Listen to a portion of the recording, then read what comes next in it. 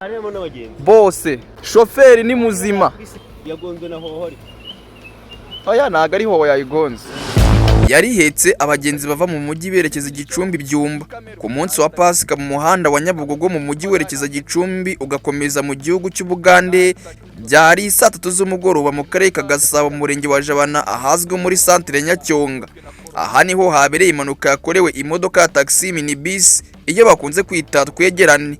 Iyi modoka yagonganye n'indi modoka iri mu bwoko bwa Corolla.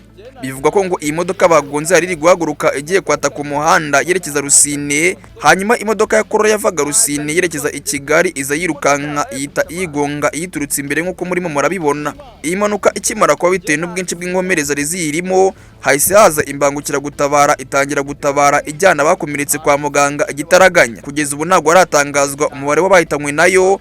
Icyakora abari bari muri iyi modoka bose bari mu bitaro kuko bose bakomerekeye muri iyi modoka icyarimwe bikomeye cyane, dore ko babajyanye ari indembe. Bamwe mu bageze aho byabereye umva uko batubwiye. Twageze dusanga ni imodoka ya taxi yari itwaye abagenzi yari imerekeza mu bice bya Cyonga iva Nyabugogo, yagonzwe n'imodoka ya Corolla, ni Corolla yayigonze. Iyo modoka yari ivuye mu bice bya za Rusine yerekeza za Nyabugogo, ikaba rero yagunganye n'imodoka mu nanga n'imodoka ya taxi. Abandi bari bayirimo bakomeretse ndetse bakaba bajyanywe kwa muganga. Nkuko twabibabwiraga, abagenzi bose bari muri iyi modoka yagonzwe bakomeretse cyane bikomeye ku buryo nta numwe wo kubara inkuru twabashije kubona usibye abaje kuri tele aho byabereye. Byarangiye imodoka ya Corolla yagonze bayifashe ndetse n'abari bayirimo kugira ngo hakorwe iperereza ryimbitse amenyekane niba yari yabuze feri cyangwa se ni umushoferi yitwa atazi ikinyabiziga cyangwa nimba yari yanyowe n'inzoga nyinshi. Iyi mpanuka kandi ije nyuma gato iyindi nayo yabereye muri kano gace no Starabag, nayo ni imodoka ya Kwaseri yaragonzwe n'indi modoka nayo yavaga muri ibi bice.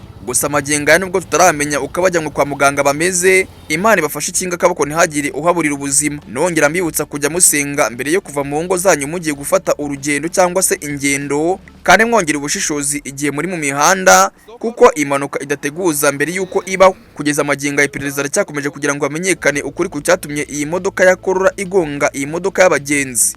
Mbabwirana Nyiracyari Obi, naye ngini Obi Time News mu ntara y'umujyi wa Kigali mu karere ka Gasabo mu murenge wa Jabana muri centre ya Nyacyonga.